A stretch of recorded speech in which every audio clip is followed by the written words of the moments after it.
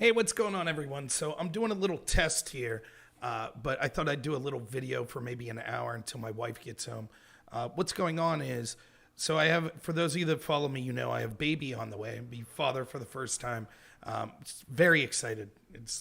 I'm happier than I've ever been in my life. So exciting part of my life. However, there come sacrifices that are necessary with that. One of the sacrifices is my beautiful room that I had that was my office where I record videos with the wood background and all that stuff. I got the boot from there. That's going to be the baby's nursery. So I'm in a new room now.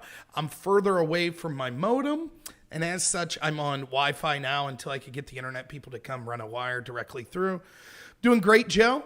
So I wanted to test to see how good my connection will be. I figured might as well just do it live. The echo is going to be bad. I got to do something about the echo in here. So let me know if you notice that that's a problem that you see going with the echo. But here I am. Also, you'll notice I'm trying a new thing where you can see the chat from my restream here. So hopefully you'll be able, if you're watching on DLive, Periscope, YouTube, or Twitch, you'll be able to see all of the comments now on the video. So if you guys enjoy that, let me know. This is not going to be the most professional of streams because I'm not super prepared for it. And I'm going to do a video very similar to this in the future that's more prepared. Couple programming notes before I go. I will be doing 2 debates next week, one on Monday and one on Tuesday. Wherever you're watching this now, you'll be able to watch those debates.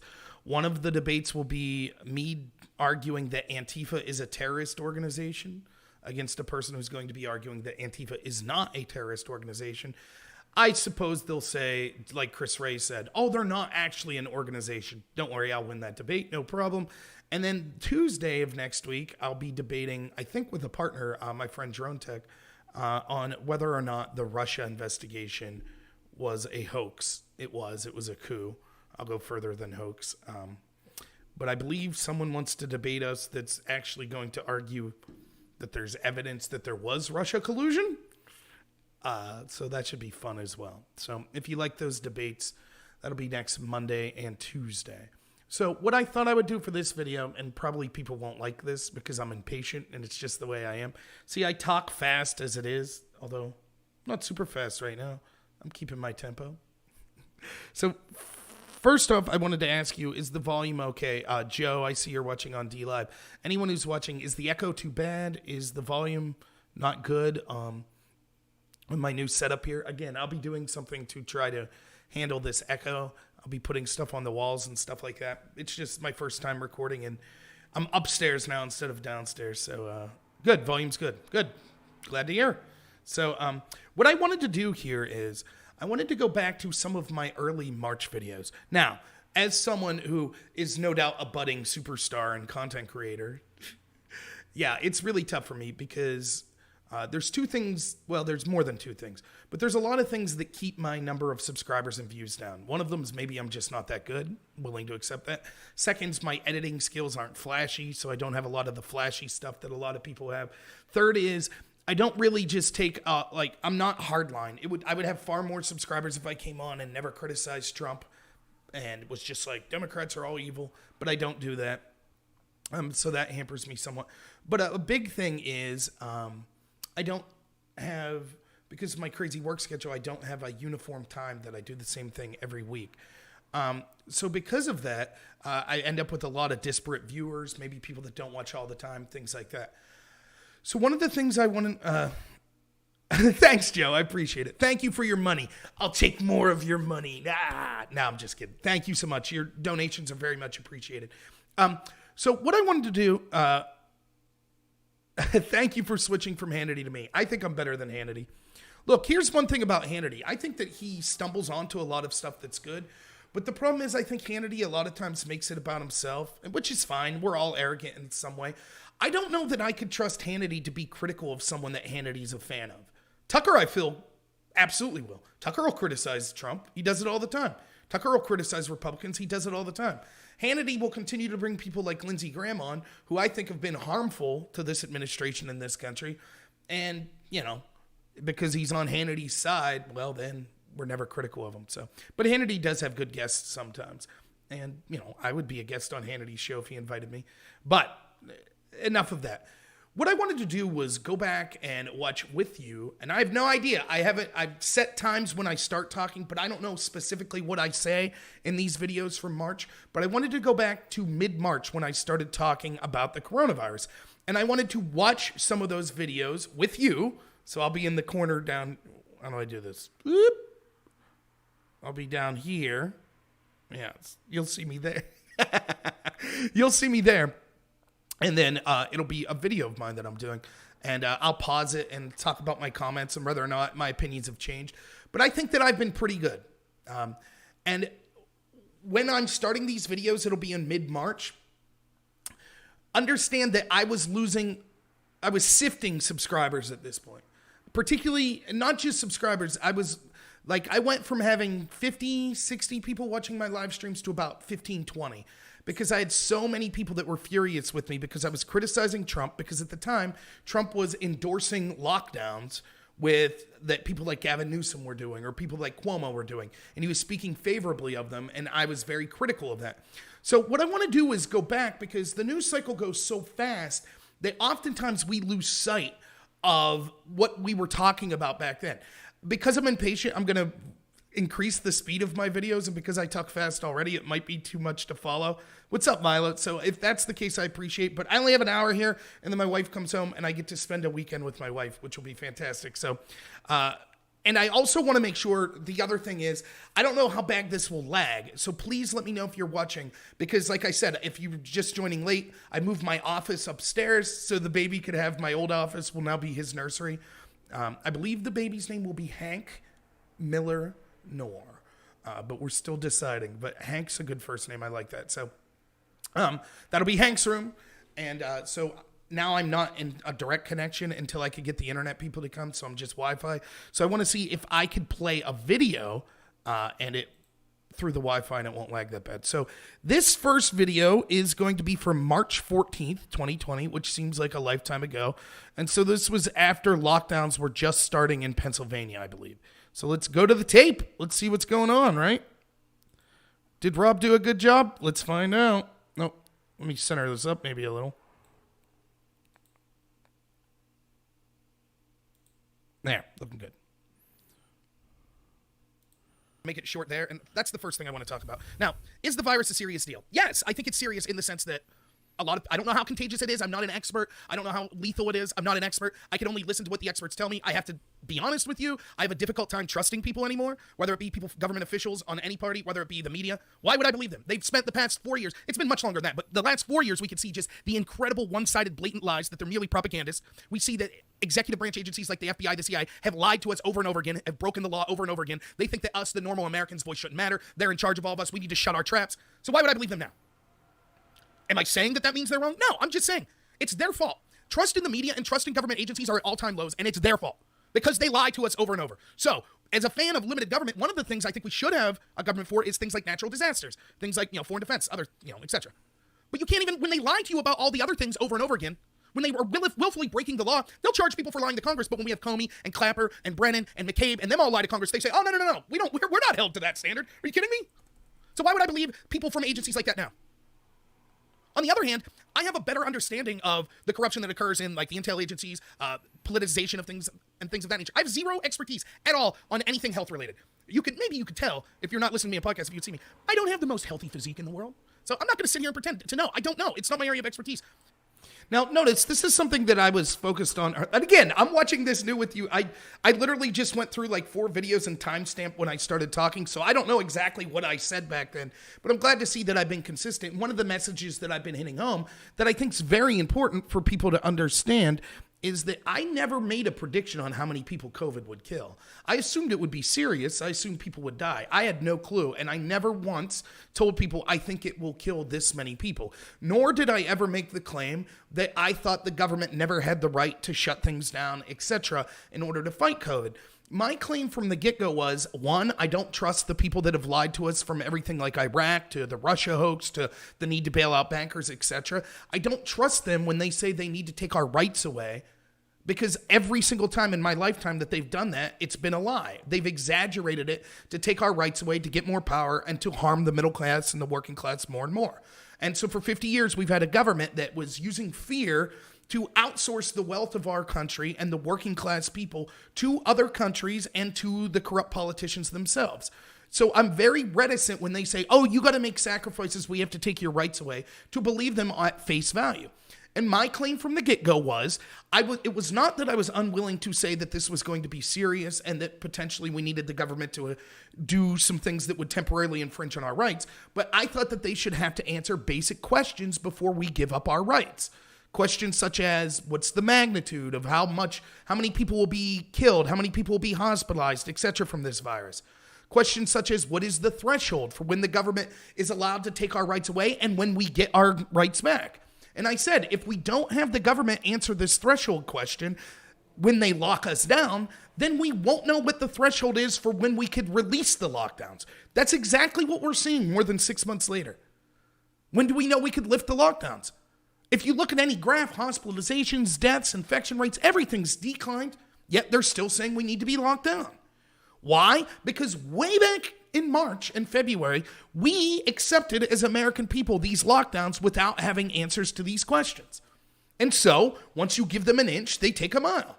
They're not going to answer your questions now. Shut up. You already accepted giving up your rights without question. And so now we're not going to answer your questions on when you get your rights back. You'll get them back when we tell you. So that's what I was saying back then. What's up, Caleb? I do sound like the Micro Machines guy when I'm in fast speed. Is it too fast? If anyone could tell me, is it too fast for you guys to follow? I hope not, because I'm impatient. And so we'll go back to it. Everything that you hear on television from, the CDC or stuff, it could be absolutely true about the coronavirus. Or it could be being blown way out of proportion. I know this. The media doesn't know any more than I know. And there are a bunch of corrupt people that want the coronavirus to spread. They want to destroy the United States economy because, as Bill Maher admitted, they're totally cool with poor people suffering. They wanted a recession as long as it means taking out the bad orange man. And I can prove it, as I will when I go through this list here. So what I'm talking about here with the coronavirus is how it's being politicized. And again, I'll repeat what I've been saying the past couple weeks on this. I don't have to prove that this was weaponized by the Democrats or by George Soros or whatever. I don't know that. My gut feeling says that the World Health Organization facility in Wuhan, and don't forget it was a World Health Organization facility in Wuhan, was probably working on weaponizing viruses. I doubt that they released it on purpose. Maybe they did. I don't know. But nonetheless, it got released. What matters is this. There will be things. There's some people that want to say everything is a false flag or everything is an intentional behavior by governments. I don't think that's always true. For example, I think there could be a forest fire that wasn't set by the New World Order, that wasn't set by George Soros. But what?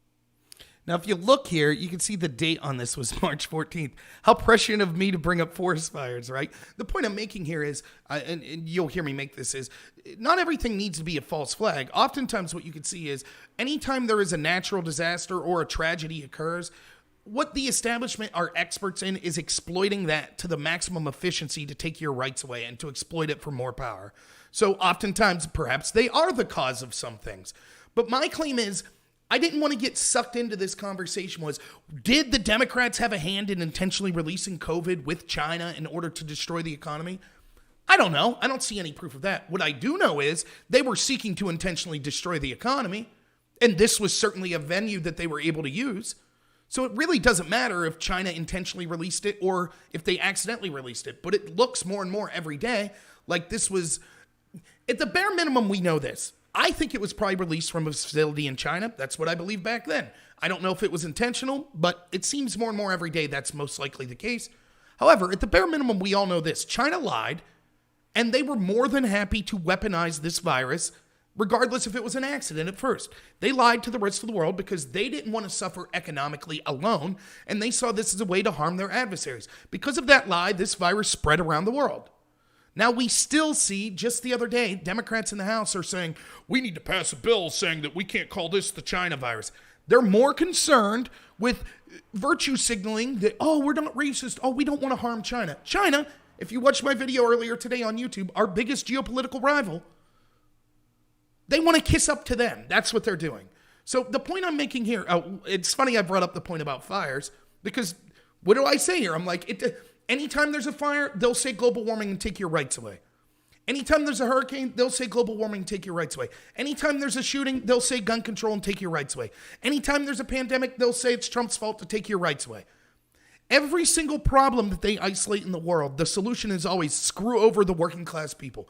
Every single time, whether it be take away your Second Amendment, take away your First Amendment, take away your Fourth Amendment, it doesn't matter. It's always screwing over working class regular people. Every single problem they isolate. That's who the Green New Deal would screw over the most. That's who defunding the police would screw over the most. That's who locking us down screws over the most. Did Nancy Pelosi listen to the lockdown? Or how about Cuomo? Or how about Whitmer? No, they all do what they want. It's us, the regular people, that get screwed over. And so that's the point I was making here. You don't have to prove that it was a big conspiracy that George Soros or Bill Gates set this up to prove. They're taking advantage of it and screwing over the average person. I do know is this. Those organizations, the establishment government in the United States and other governments around the world and the globalists, even if something occurs naturally, they know how to use it to their advantage. Oh, forest fire must be global warming. A hurricane, all global warming. So we need this climate change plan, which basically results in erasing the middle class of the United States. Did they start the fire? Probably not. But they know how to use it to their advantage. So I'm not going to sit here and tell you I have some deep insight in, what was it called? Event 201 and Bill Gates and the planning of a pandemic that would occur in the United States. I don't know. Could that just been a purely coincidental that Bill Gates was trying to profit off of a future pandemic and then one happened because it's predictable at some point a pandemic would happen? Of course it could be coincidence. Could it be that Bill Gates was somehow involved in the manufacturing of this virus and it's part of a Georgia Guidestones type thing to increase human depopulation, lead to globalization, and wipe out the middle class and a bunch of poor people? Yes, that could be true. I don't know. It's not my area of expertise. There are people that I'm friends with that do more on this on their channels, and feel free to check them out. But I think if we're all honest, none of us have a smoking gun proof on anything like that. What I do have proof on is they're willing to weaponize something like this and cheer for it and spread fear if it means taking out a threat to their establishment power. Regardless if they intentionally set up the conditions for the virus or if it's just a happy accident for them. They benefit from it. Who's they? The establishment, the deep state. The people in the media that hate Trump, that are just corrupt propagandists for the intel community. The intel community that's hoping and praying that Trump doesn't get to be able to actually investigate and hold them to accountable for the crimes and sedition that they've committed. Academia, the mainstream media, I already said. The entertainment industry, Silicon Valley. All the people that are the globalist cheerleaders that are part of that want to diminish any outside threat to them, which Trump represents the biggest one to them. They'll definitely use this to their advantage. Of course. So let me go through the top 5 that I talk about. Check out that short 2-minute video I did. But let's go through. Number 5 is the idea that... And I just want to pause right here and say, far be it from me to brag about myself. No, I'm just kidding. I brag about myself all the time. I'm saying this in mid-March. This is a time when many conservatives were saying, oh, we have to do the lockdowns or grandma will die. Oh, we have to spend $6 trillion in stimulus or you want grandma to die. And certainly almost every Democrat was saying that. I was saying this about earlier than almost anyone else you heard as a content creator. And that's one of the reasons I want to go back to this, because you should remember it's easy. And one of the things I was saying back then on my videos all the time, and I'm not talking about content creators specifically, I'm also talking about politicians.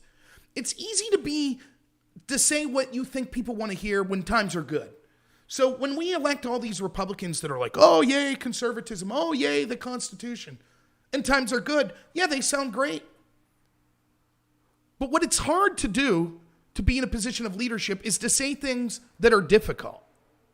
So where were our elected leaders when everyone was pushing to lock us down and strip us of our constitutional rights? Bill Barr said just yesterday in an interview, or maybe 2 days ago, that the lockdowns were the biggest stripping of Americans' rights since slavery.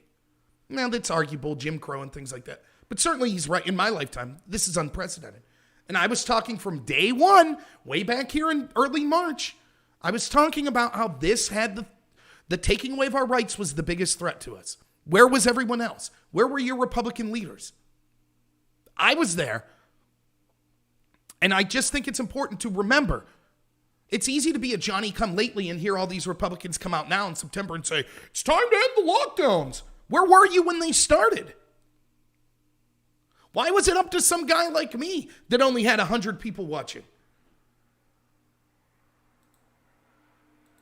You see so many people in the media saying, well, to say a Chinese virus or it's a foreign virus or it's the Wuhan virus is racist. Now listen, if you're concerned about people dying, which, look, and here's the other thing. Let me make this real quick. I also think that there's an overreaction of people that want to defend Trump to be like, well, anyone who even says that this is a potential dangerous thing is just out to hurt Trump. I think Tucker Carlson's one of the best newsmen on TV. He's been doing a lot on the possible dangers of this. His angle is more, look, the reason that this became so dangerous is because establishment politicians on both sides of the aisle sold out the United States, our manufacturing industry, our medical industry to China, so to line their own pockets and to destroy blue-collar working class people in the United States. And now look at the situation we find ourselves in. I think Tucker's absolutely right on this. But so many people, it seems like, I'll never watch Tucker again. He's fallen right into the Democrat trap. He's just blaming Trump. That's not what he's doing. I don't think by just saying, hey, I don't know, this could be a bad situation, I don't think that necessarily means you're aligning against Trump. And so we have to be careful. There's this too much of an us versus them mentality where it seems like if you don't agree 100% with my defense of Trump, then you're off the team. I don't want to hear from you. I defend Trump as well as anyone. In fact, I don't think saying that the virus is a threat is harming Trump in any way. I think Trump's doing a pretty good job of trying to handle it. Yeah, and I was absolutely right about Tucker Carlson, wasn't I? And that's something that got lost in the sight of all this. Tucker actually talked about the dangers of COVID way back in January before any other person at a national level was talking about it, right? A lot of Trump supporters were upset about this, but it turns out Tucker was right. However, right at the same time that all the Democratic media, they're not really media, they're just propagandists, started to jump on, oh yes, coronavirus, the worst thing ever, COVID's the worst thing ever. Tucker was also saying at the time, like, whoa, how are we stripping people of their rights? So Tucker was spot on as far as I'm concerned. He recognized that this was something that we should be paying attention to and that we might have to have a difficult time trying to control, but he also recognized the importance of not politicizing it. Tucker was right in that sweet spot where I think I was at as well. So even way back here in March, when Republicans were yelling at me and yelling at people like Tucker because we had things to say, we thought that Trump's, for me it was Trump embracing the lockdowns was bad. I'm trying to make this point back then, like, look, I defend Trump as well as anyone. I think I do. I've spent 3 years on YouTube and other platforms doing so. I spent years before that, since before Trump was elected, defending Trump. I think that he's the best president in my lifetime. That doesn't mean I'm not going to criticize him when he deserves to be criticized.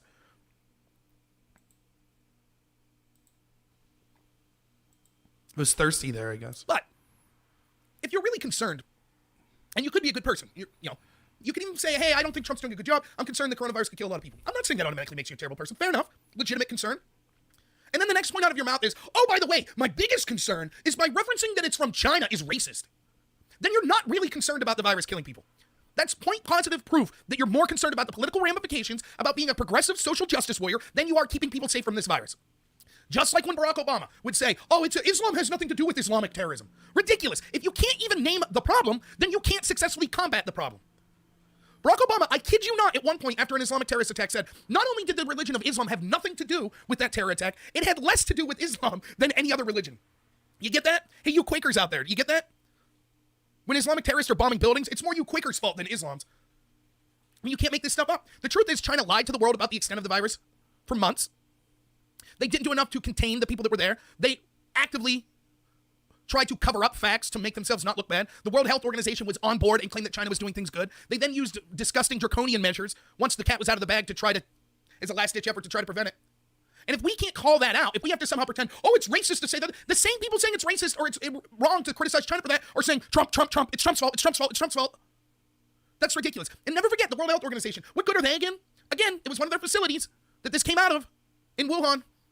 What was their big thing last week? Were they releasing information on how to protect yourself on policy prescriptions and things like that? No, the big document they released was, don't leave this cause racism. Don't leave the virus make you think unfairly of people in China.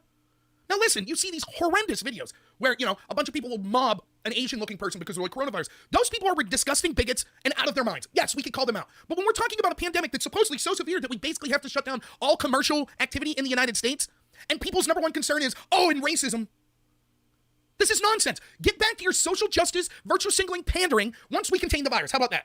Can't you just at least wait to scream racism until we make sure that no more people are getting sick? Isn't that a possibility?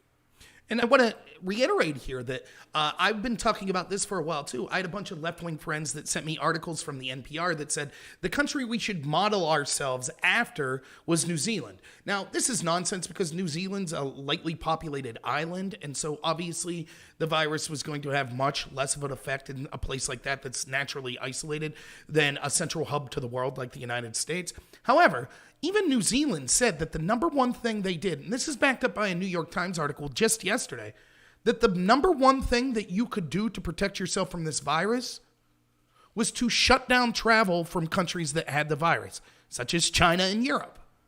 And never forget, when Trump did that, what did the Democrats say? What did they do? They said that was racist. The World Health Organization was talking about racism from falsely blaming China. So these claims not only are just a red herring and used for politicization, it actually harmed an effective response, which would have been the most effective response. If we didn't have half of our leaders in the world shouting, oh, we can't criticize China. China's doing great. You can't mention that it came from China. Then it would have been easier to earlier say, we're banning travel from China. But instead, we had leaders like Nancy Pelosi, while this was going on, saying, I'm in Chinatown today, and it's great, and we're just so safe, and come out to Chinatown and have a great time. That's what Pelosi was saying. So they actually advocated against the most effective thing that we could have done. That's what the people that we're told that we have to trust, the World Health Organization, that's what they were doing. Man, this Rob from back in March, he was on it, wasn't he? No, not for these people. So I could talk about this all day, but it's nonsense, you know. Number 4, did you see the bill that just got passed? Again, these are the 5 worst ways I've seen this politicized. So we just passed a bill in the House, and the Republicans completely caved. And here's what happened. Say what you will about the establishment Democrats. Yes, they're crooked, they're corrupt, they're disgusting. I would never vote for them. I think they're afraid of Trump because they know that Trump has the potential to bring them down. But they're shrewd politically sometimes. Not all the time, sometimes. I'm drinking my sugar-free Kool-Aid here. They were able to push, because they control the narrative, because the Republicans, as I say all the time, won't go on the offense, constantly playing defense. They allow the establishment left to control the public narrative by controlling the mainstream media, the entertainment industry, academia, Silicon Valley. And so the Republicans are always, we're sorry, we're not racist. We're sorry, we're not bigots. We're sorry, we're not bad people. They let the Nancy Pelosi of the world say, you don't care about people dying of the coronavirus. You people are terrible. You're terrible. You're terrible. You have to vote for this bill. What's in the bill? Hey, you taxpayer, maybe you're conservative out there. Guess what? You're funding abortion in the coronavirus bill. Makes sense, right? And a bunch of other crap that has nothing to do with keeping people safe from the virus. Now, this is the same thing I say about climate change, right? Let's just use climate change as an example. Let's say you truly believe we have, what's burning? Somehow the number, do you notice the number keeps getting shorter? At the beginning of this year, it seemed like they were saying, we have 10 years to drastically change our actions or we'll all be dead of climate change. Now it's 7, according to Bernie in the last debate. So I don't know where, in 6 months, we've lost 3 years somehow. But let's say you believe that. We have 7 years to drastically change our way of life, basically eliminate the use of fossil fuels, or we're all doomed. It'll be the end of the world. So if you believe that, and you're going to write a plan, that plan might seem extreme.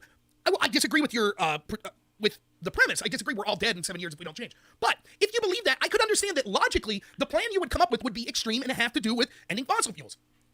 That's what it would be focused on. Instead, what's the Green New Bill? Read the Green New Bill. It should be real simple, right? It's just about ending fossil fuels, encouraging green energy, right? No, that's just the tippy top of it. Then you got a bunch of crap about racial justice and making sure that jobs and money are handed out to communities that have been disparaged or have been... Wait, what? What does that have? We're all dead in 7 years and you're worried about talking about black communities getting reparations? What the heck does that matter? How about we solve the climate? We'll talk about that stuff later. But according to you, we're dead in 7 years. Or at least it's irreparable in 7 years. We'll all be doomed if we don't act in them. That would be the equivalent of this. Say you get a notice from the township and you own a house. And they said, hey, the pipes underneath your house are your responsibility. And they're in such disrepair that we're literally taking your house. We're kicking you out of your house and condemning it at the end of the year if you don't solve these leaky pipes that you have.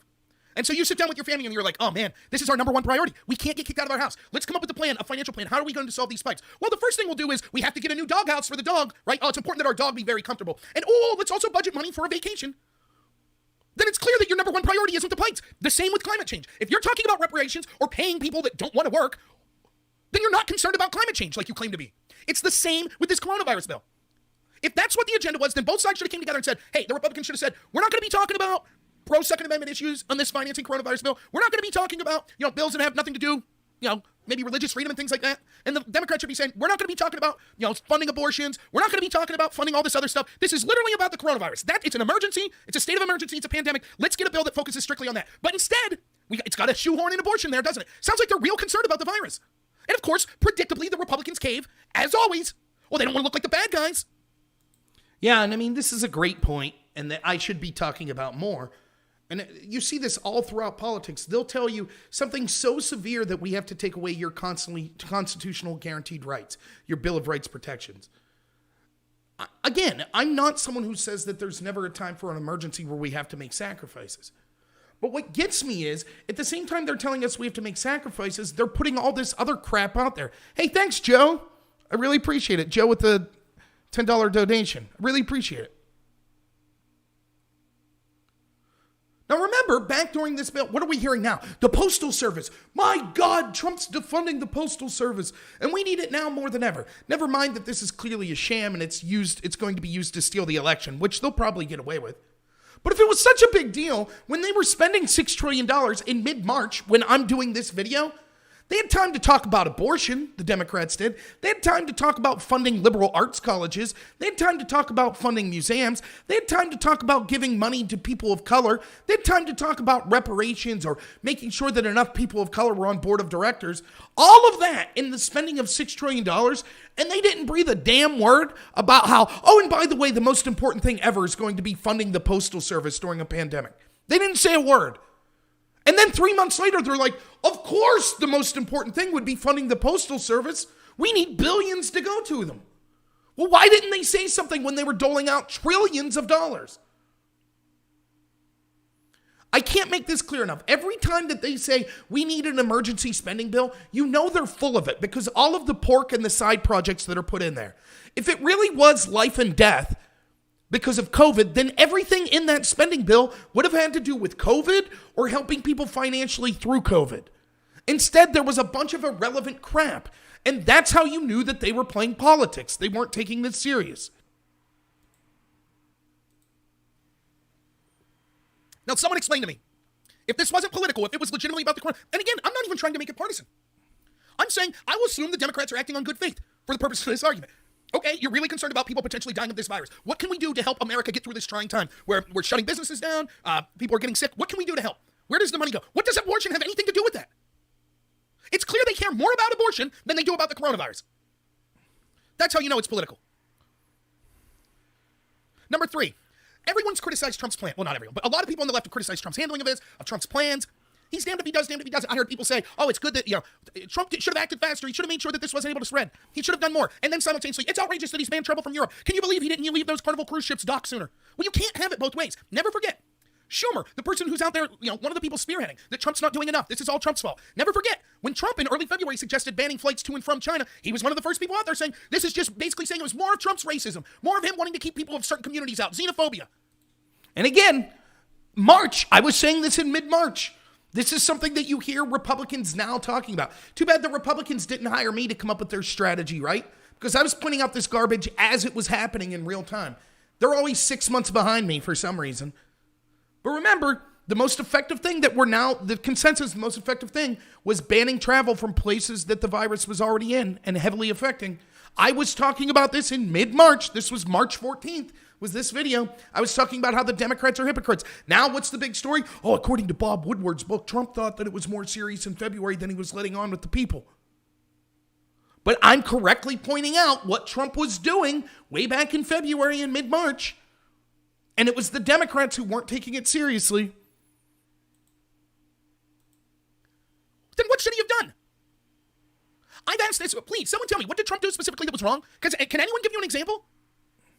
I don't know, and I understand there's different demographic situations, different medical industry situations, etc. But it seems like the United States so far is handling it much better than other places in the world, like Italy, obviously like China. That's despite the fact that we have a large population.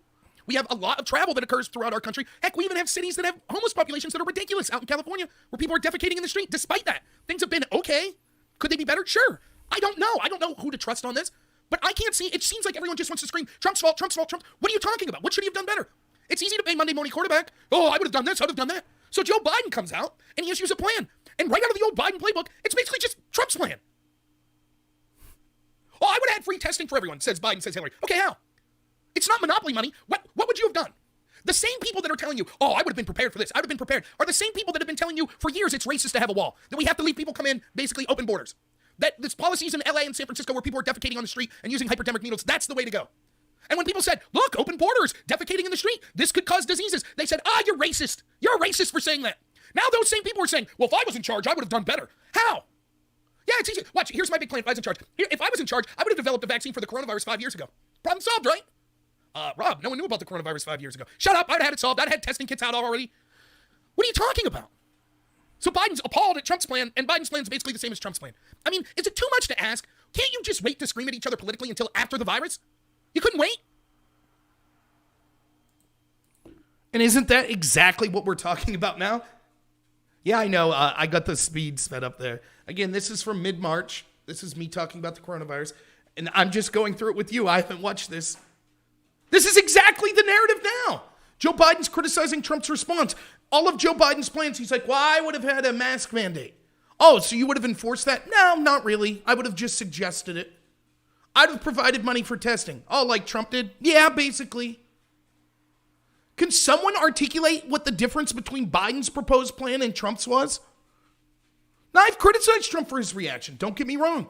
But everyone that's talking about, well, we would have done it better. What would you have done? Is it Trump's fault that the CDC's testing kits weren't effective?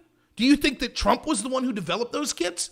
Would Biden have appointed different people to the CDC that would have been better? I don't know. I don't see any proof that that's the case. It seems to me that the big failure of Trump was listening to the medical professionals that are corrupt or inept around him. Medical professionals such as those at the CDC that told us in March, don't wear a mask. Whatever you do, don't wear a mask. And that are now telling us 6 months later, masks are more important than the vaccine. Dr. Fauci's admitted that basically Trump did everything that the medical experts were telling him to do. So is it Trump's fault that the medical experts geared us to our plan that resulted in the failures that we see? I don't know. You could possibly make that criticism. I don't see any proof that the Democrats would have did it any better. And if the question is, well, Trump didn't have enough PPE or enough test kits and things like that. Well, if Obama and Biden did such a great job, wouldn't there have been reserves of those left from their administration? Oh, wait, they weren't planning for it either. So even back then in March, I was correctly calling out that Biden's plan was just Trump's reworded. And of course, the media went along with it. Number two, and that's the top two are equally, to me, the biggest examples of how this has been politicized. I said this the day that this New York Times article came out. Never forget, as this goes on, regardless of, I'm hoping, if it was up to me, not one person would get the coronavirus more. Everyone that has it would make a full recovery. Businesses would start to pick up again. Everyone, I don't care if you're Republican, Democrat, Independent, left-wing, right-wing, everyone's finances would start doing better again, and the virus wouldn't impact us from this day forward. That's really what I would want. I hope that's what everyone wants. Though I have a sneaking suspicion a lot of the establishment Democrats want things to get bad so that they can take back political power. So no matter how this ends up, just remember this. Before one person died in the United States of the coronavirus, before one person died, they were already blaming Trump. The New York Times put out an article calling it the Trump virus. Media people all over the place, Democrat politicians were saying Trump this, Trump that, Trump this, Trump that, before one person died. They couldn't even wait until it was a big deal in the U.S. to blame Trump. What if it wouldn't have happened? If it's Trump's fault, before one person died, they're like, oh, this is Trump's fault. Let's say that it wouldn't have spread here, really. No one really would have died. Then what? Would they have said, oh, it was Trump's? Thanks to Trump, no one died. Would they have said that? If it's Trump's fault if it's bad, then isn't it Trump's fault if it ends up good? Of course they wouldn't have said that. It would have been Obama somehow. Oh, thanks to Obama. How can you take these people seriously? I mean, we know that they held up on 2 days for discussing funding for the coronavirus in Congress so that Pelosi and the Democrats could fundraise off Trump not doing enough on coronavirus. I mean, that's disgusting. And that's true. That's something that's been lost in the shuffle that I haven't been heard about. Republicans were geared wanting to get to work to have an emergency spending bill, but the Democrats waited 2 days while they sent out fundraising that Trump and the Republicans weren't doing enough on coronavirus. Why was that? Why is that not being criticized? They're the ones that, remember, it was Pelosi and them that wanted to send Congress home and wanted nothing to be done. They're fundraising off of the coronavirus, saying that somehow they would have handled it better than Trump. It's unbelievable. Oh, well, Trump's speech, Trump could have given a better speech, and, Trump should have had the testing kits out more, and it's all Trump's fault. It's Trump's fault. Absolutely disgusting. Has anyone who's making that argument turned an eye to the other side? Oh, if Trump would have been allowed to control immigration like he suggested, then the chance of a pandemic spread would have been far less than what it otherwise is. Has one of the people blaming Trump done that? Am I saying Trump did a perfect job? I don't know. Probably not. Would any president in history done a perfect job? No, probably not. I don't know. I don't have the answers. But the glee and the willfulness for these people, even before anyone died, to start blaming Trump is appalling. They are giddy. They want people to die. They want your finances to collapse so they can say, vote for us. We'll be in power. Imagine, remember H1N1, which I'll get to in a second. 60,000 Americans died. How much blame did Obama get? You remember any of this stuff? Let's just get to that. The number one. H1N1 virus. 60,000 Americans died. You remember how the media reacted during that? Do you remember the media saying, oh, Obama needs to tell the NBA to shut down. Obama needs to stop campaigning. Obama needs to stop having rallies. Do you remember any of that? Instead, what they were saying was, keep yourself safe. Get to the doctor if you need to. But remain calm. There is no doubt in my mind, unless things get catastrophically bad with this disease, which I don't see happening in the way it would take, that the disease itself will be less damaging to the United States than the fear-mongering that surrounded it. There's no doubt in my mind. And so the media and the Democrats, they were correct during H1N1 to say, yes, they talked about it, and yes, that could be considered fear-mongering of some kind. But in reality, they basically told people, stay calm. These things happen. We're trying to solve the situation. Look at the direct opposite reaction today.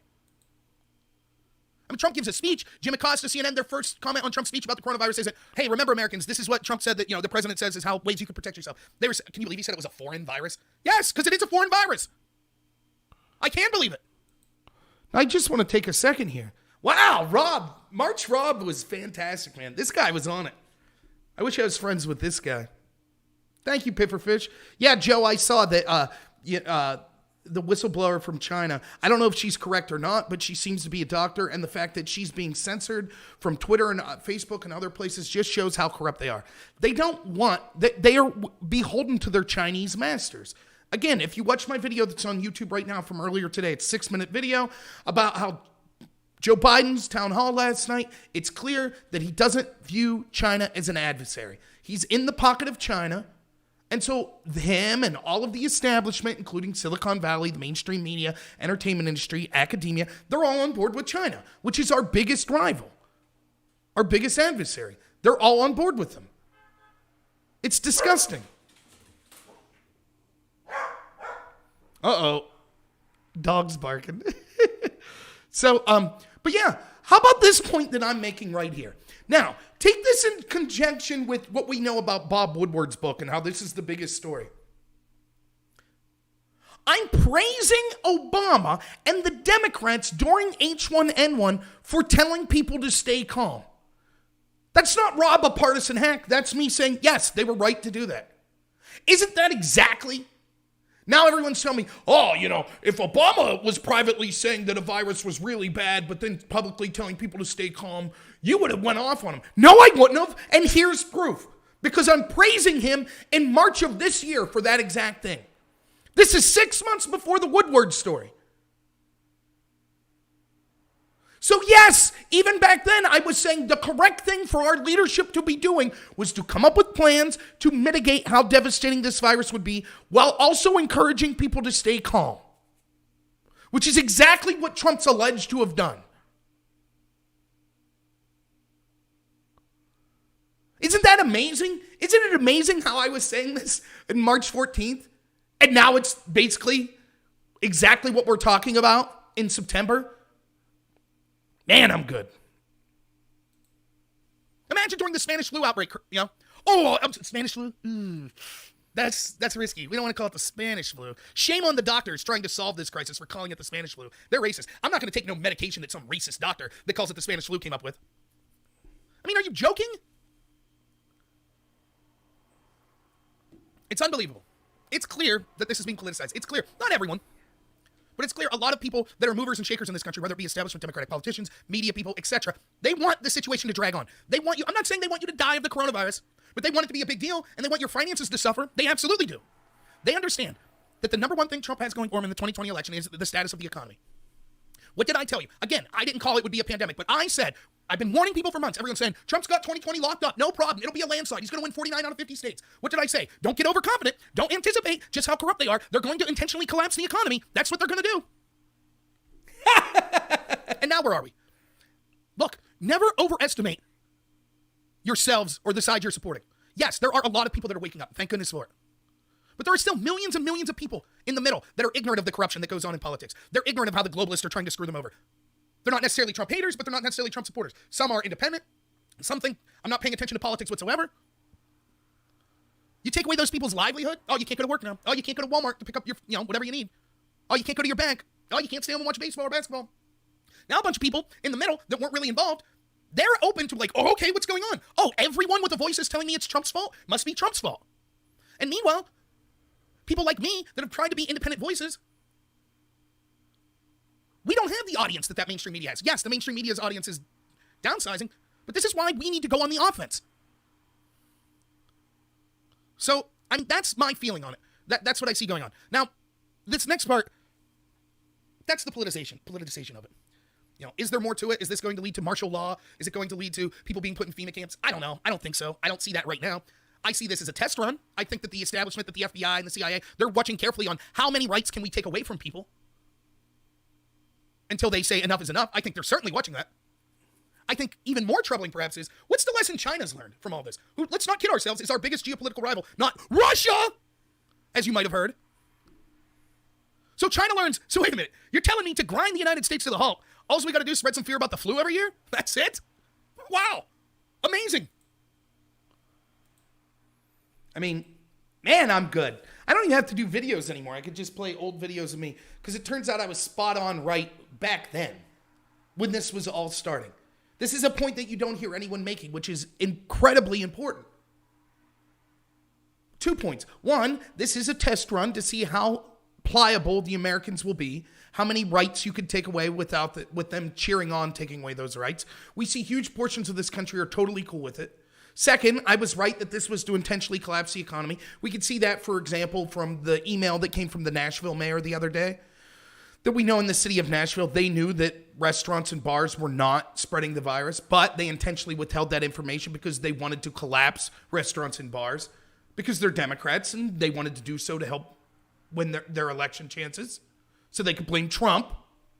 And third, what is this telling China? Let's say we get a vaccine for COVID that totally cures COVID 100%. Will never happen. It's garbage. We all know that. But let's say hypothetically it happened. What's China's incentive? They don't even have to spread a virus. All they have to do is convince enough Americans next year, hey, bird flu is going to be really bad this year. Y'all ought to better shut down your economy and take away all your rights. Well, do you want grandma to die? No, so we have to shut down. And now China wins. They no longer have to worry. They don't have to fire a shot. They could economically cripple the United States just by spreading rumors about viruses. Because we Americans have accepted anytime there's fear of a virus, we have to totally shut the economy down. We'll go a little further, but like I said, my wife will be here in about 20 minutes and I'll have to... You're so wrong, says... Compelling argument. China's already involved in, infiltrated so much of our entertainment industry, our academia. All they got to do is start, this year the flu, we're going to call it the Heineken virus this year. Yeah, the Heineken virus is going to be terrible. So, you better shut down commerce in the United States. Don't worry, China will pick up the global slack. They couldn't ask for a better weapon. They don't even have to do anything. So, I mean, I think there are good things, as I said the other day, that could potentially come out of this. Maybe this will wake up people in the United States to realize that politicians sold us out by selling our manufacturing sector and all of our medical supply sector out to China. Maybe we'll start to push forth bill and incentivizing bringing back manufacturing and blue-collar jobs. Maybe we'll start to realize that we could do a lot of things online that we normally thought we couldn't, like schooling. Like, I'm a big advocate for having politicians stay in their home communities more instead of in D.C., and then using the internet and things like I'm using now to be able to talk in and to have these discussions that you see in Capitol Hill, etc. But I don't want to talk about that for the rest of the show, so I got about a half hour left, and I want to talk about something that's really difficult, and that is calculating risk in how we live our lives. Okay, so this is going to get complicated and sound like a lot of numbers, but I'm not a very smart person, so I'll try to make it as easy as possible. Let's say, hypothetically, and I've heard numbers like this banted about, that in the United States, the mortality rate of the coronavirus will be 1%. Okay? That means out of every 100 people get the coronavirus, 1 will pass away. I'm not interested in, well, yeah, it'll be the elderly or children. It's still, that's a terrible tragedy, regardless if it's someone with an already compromised immune system or not. So we'll just say 1%. Yeah. Let's say the virus could affect 1 million people in the United States. So if 1% of that million die, that's 10,000 people.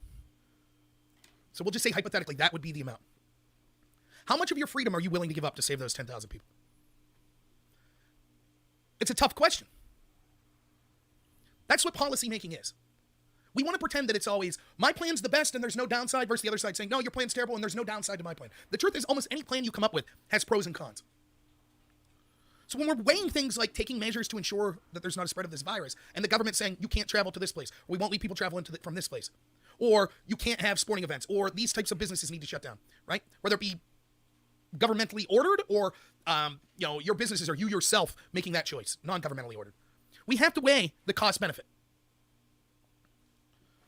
Now, the way this works is if the potential tragedy is so bad, then it justifies more of an invasion into, quote, freedom. So, for example, if we found out this was coming from Wuhan originally, and Trump would have said, we don't want to allow airplanes to and from that district of China, The cost is, yeah, it sucks. If you wanted to go to Wuhan, or you were someone in Wuhan that wanted to come to the United States, you no longer could travel there. That's a cost. It is. But the benefit is that region could literally cause an explosion of this pandemic if we allow people to from there. So the cost of not doing that could be catastrophic. So it seems to me that it would have made sense. That was a plan worth taking. The benefit outweighed the cost. And let me just stop right here. I'll keep going with this, but this is something that no one wanted to have a serious conversation about. And we heard this nonsense from the Democrats where not one life. You know, Joe Biden last night said no one would have died. We could have saved all the lives of COVID if it wasn't for Trump. That's just nonsense. It's garbage. And there was this idea we need to do everything possible to make sure not one life dies from COVID. That's ridiculous. Every decision we make in government, every policy decision has a cost benefit. And we needed to be honest. Life is inherently risk. The moment you leave your house and get behind the wheel of a car, you're taking risk. Your chance of dying is going through the roof than if you just stayed at your home. But we accept some small amount of risk. That's why the speed limit's not 5 miles an hour everywhere. If the speed limit was 5 miles an hour, the number of automobile accidents we had and people crippling affected by it would severely decline. But we accept that there's some amount of risk. And what we didn't do was have an honest conversation before the government engaged in these plans about risk. Now we're seeing that the lockdowns potentially will kill more people over the long haul than COVID itself did. And this was all done in the name of just, oh, well, you want grandma to die if you disagree with me? The same people that told us that were intentionally sending COVID patients into nursing homes, killing tens of thousands of elderly people. So we needed to actually have an adult conversation on risk management and the pros and cons of what was going on. Of course, it was all by design. I absolutely agree. So we'll continue here for a little bit. The benefit of millions of people not getting a virus potentially outweighed the cost of no travel to the specific area in China. The same's true of China in a greater sense. Is it true of Europe? You might say, look, I was fine with banning travel to China, but I had tickets to go visit my aunt who lives in Germany. Now I'm mad. I travel for my job. I'm furious. I have friends that work at my company that were over in Germany for 2 weeks. They were supposed to come back. Now they're stuck there. Now you'd be furious. Well, that's because it has impacted you individually. But if we step back and look at it in a grander scale for the country, was that cost benefit worth it? I think it was, but I don't know. We're shutting down businesses. We're telling people shutting down professional sports. We're shutting down Disney World. We're shutting down trucking events. I personally know that it's been shut down. Businesses that relied on these sorts of entertainment thing. Maybe you're just a mom and pop diner that's next to where the St. Patty's Day parade was going to occur, and that's usually your biggest day or something. Well, you lose out in that business. People aren't, etc. It seems like maybe it only affects these big businesses, but it doesn't. It's affecting all sorts of smaller businesses as well. It's affecting everyone who has a 401k, etc. How far are we willing? And that's just a lot of choices we as individuals or companies without governmental coercion are making. How far are we willing to allow our government to go to coerce us to say, in the name of we have to take away your freedom in this area to stop a potential pandemic? What the left, this is the argument. And by the way, this argument cross applies to so many subjects: healthcare, immigration, education. What the left has done, the establishment left, is because they're always on the offense and they control the discussion, they say, we on the left care about people. We don't want people to die of the coronavirus. Therefore, you have to agree with our plan, or you don't care if people die from the coronavirus. And the truth is, there is some logic in what they're saying. I read this thing from Ron Howard the other day in one of my live streams, and it said how I define myself as a liberal. This is how liberals define themselves. And this is what it was doing. It was basically implying we care about the poor, we care about the sick, we care about the immigrants. So that's why we're liberals. In other words, if you're not a liberal, then you don't care about those groups. I said that's nonsense. One of the things that it said in there was, in a civil society of means, such as the United States, there should be not one person suffering from homelessness, blah, blah, blah. And I said that's outrageous. There will never be a society, no matter how you define civility, that will have zero homeless people. There just won't. If you did do that, that probably means you're involved in some sort of authoritarian, insane, culling of homeless people. Because there will be people that choose, whether it be through mental illness or whatever else, to not live in a home. So how do you get to 0%? So to say if it's not 0%, it's uncivil, is a lie. It's living in utopia. It's not reality. It's the same with this coronavirus. Well, we can't let one person die. Okay?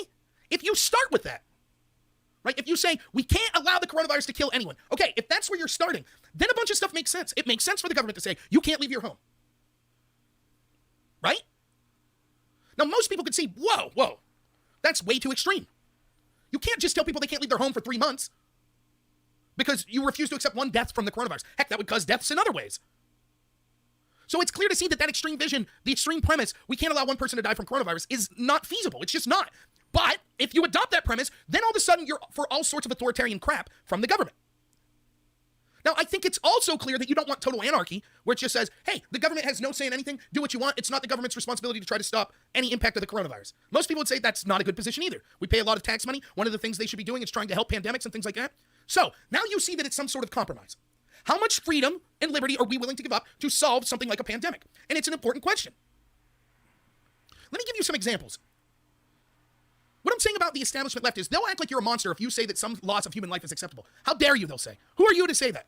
Okay, but let's run this experiment through. So one of the things that makes the United States a great place is our interstate highway system. It was originally built during the Eisenhower administration, and it was actually a military thing. They wanted to be able, because the United States' landmass is so expansive, they wanted to be able to ship military equipment from base to base to be ready for some sort of attack and things like that. But also, then they realized, well, civilians could use this for travel, and it's made our lives wonderful. The ability to travel at that high rate, trips that used to take 3-4 weeks, by horse and buggy, now you can get in one day.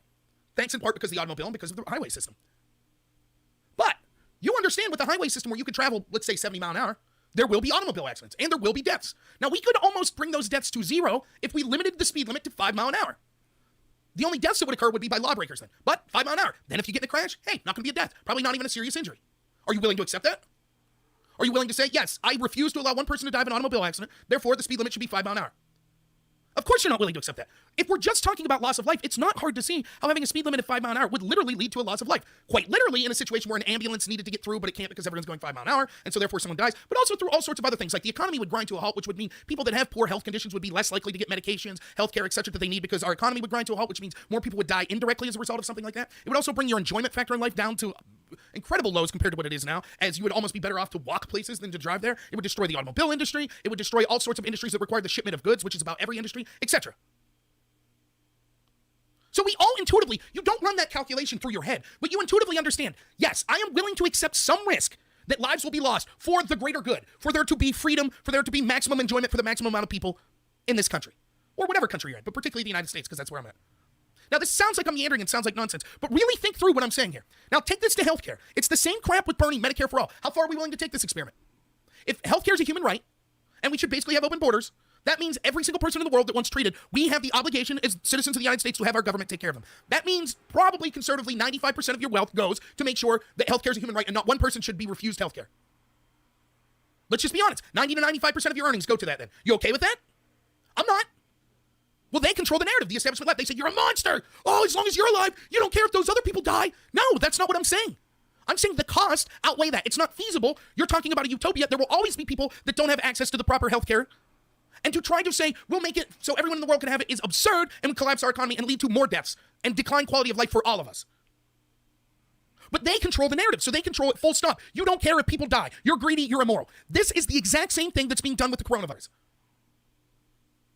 Oh, you can't go out shopping. You got to hoard up on toilet paper. You can't go to an event. You can't do this. You can't do that. Or else you don't care. You don't care. This is why we should have had Medicare for all, because of the coronavirus. How do you think the country looks in 6 to 8 months of that? Of no one engaging in commerce. How do you think that's going to look? Was it worth it? How many people may have died?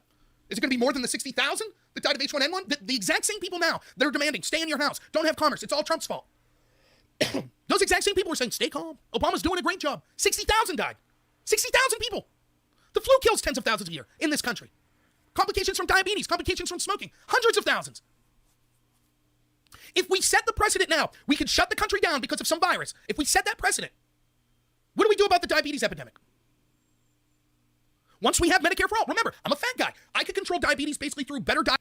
Yeah, and I'm going to end on this, but you see where I'm going with this. And I'm impressed with what I was saying back then. I hope you all are as well. But this is an important, these are adult conversations that we need to have. And I notice people said, what are you going to do if your predictions were wrong? Did I make any prediction there? Maybe running in 2022. It depends on how being a father treats me. But thanks for the question, Freebird. Did I make any predictions there? I admitted I had no idea how many people would die. I claimed that I wasn't saying there wasn't a role for government shutdowns. What I'm saying is it is the role of the government to answer questions, and that this was already being politicized, and I gave warrants as to why, and I was absolutely right. My predictions have been absolutely spot on. And in other videos, I talk specifically about what would have done, protecting the vulnerable population while not infringing on people's rights until we had proof that that would be a net benefit by infringing on those rights. Oh, was Ender? I didn't know Ender was doing a video. Yeah, I like Ender Nax. He's cool. We don't agree on anything, but he's cool. I think he's doing Dylan's podcast tonight. So, but I gotta end here soon because my wife will be getting home. I'm one of those weird people that still likes hanging out with my wife. So we're gonna work on the baby's nursery this weekend. Next week, so just a couple programming notes. I'll make myself big. I hope you guys enjoyed that, and someday I'll prepare and I'll go through other videos that I did. We'll just keep it to March or maybe April, you know. I was getting crap from conservative content creators when I was criticizing Trump for embracing lockdowns. I had tons of viewers stop watching me over this. You know, it is what it is. I'm not going to just defend my guy. I think it was a mistake then. I still think it was. I think I've been vindicated.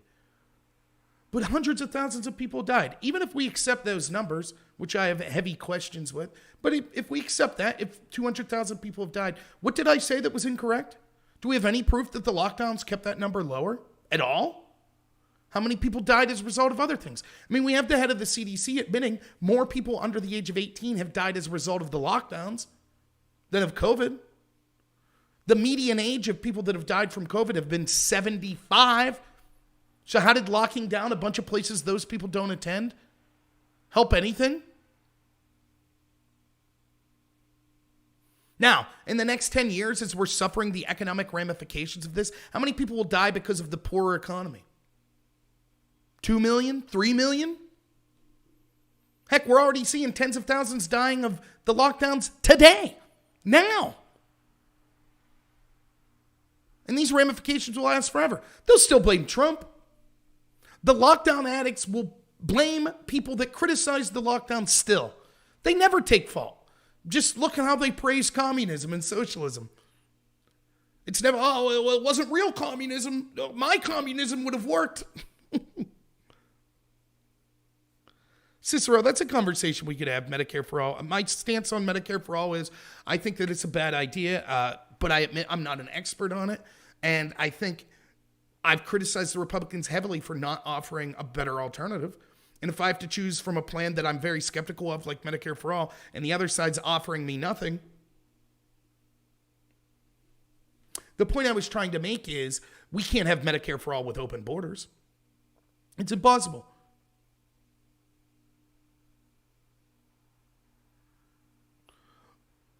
Right, I get it, Cicero, but other countries have border controls. That's not what's being offered by the Bernie